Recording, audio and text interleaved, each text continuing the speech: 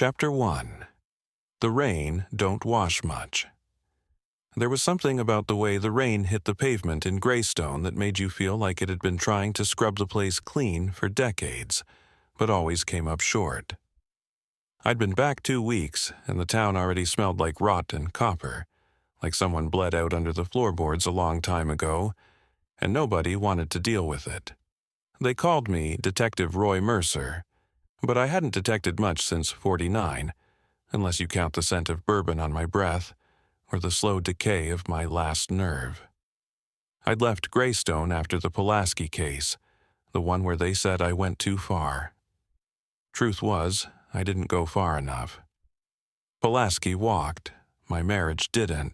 Then there was Lena Voss, the kind of woman who made you want to light a cigarette just to see if you'd burn, hair like spilled ink, eyes that always looked like they were seeing something awful behind your shoulder.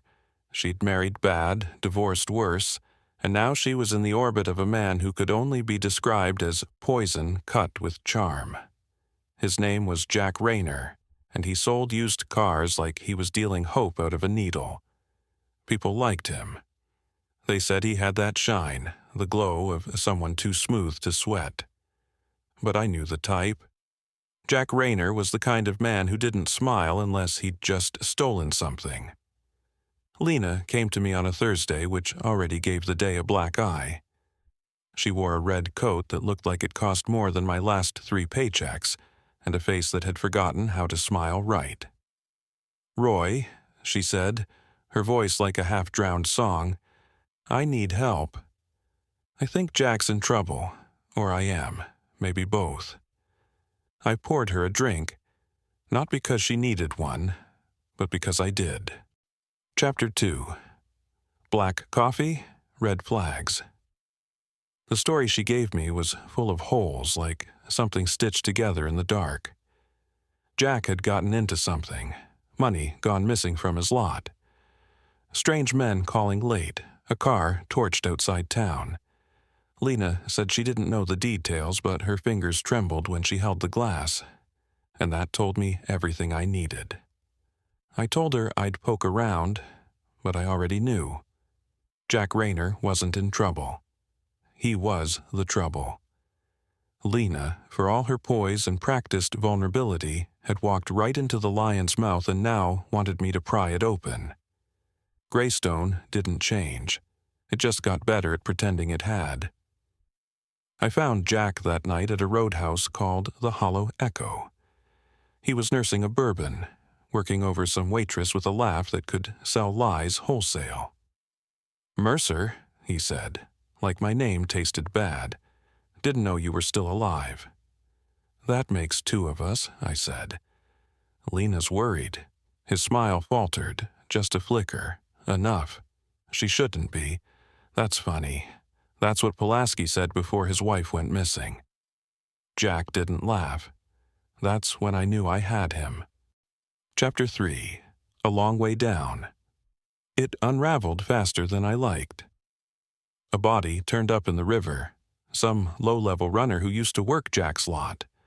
Bullet in the head, execution style. The cops were calling it gang-related. I wasn't buying it. Lena stopped coming by. I found her once, standing in front of her apartment with a suitcase and a bruise under one eye. "Don't ask," she said. "Just drive." I did. I always did when it came to her. We ended up at a roadside motel 2 counties over. She cried. I didn't. She kissed me like she meant it, and maybe she did. Maybe she needed someone to believe in her for 5 minutes. I obliged, then she said it, soft, broken. "I think Jack killed him. I think he'll kill me next." I should have taken her and run, but I'd never been good at knowing when to quit. Chapter 4. A Killer. Inside her. What I didn't know, and should have, is that Lena wasn't just scared, she was complicit. Jack hadn't fooled her, she'd fooled him. It was Lena who'd taken the money, Lena who'd set the fire. Jack was a bastard, sure, but Lena was a tragedy written in lipstick and smoke, a woman who got too tired of being used and finally decided to use back. When Jack came for her, I was waiting. There wasn't much said. A gun barked. Jack hit the floor like a sack of meat. I looked at Lena, expecting horror. She looked relieved. "I loved him," she said. "But love doesn't make you safe, it just makes you slow." Epilogue. The weather turns. Lena disappeared that night. Took the money. Took my car. I never saw her again. The papers said Jack Rayner died in a robbery gone bad. They never mentioned me. I liked it that way. Greystone kept raining, and I kept drinking. Sometimes, when the streetlights flicker just so, I see a red coat disappear into the dark. And I wonder if she ever loved me, or if I was just the last fool she needed.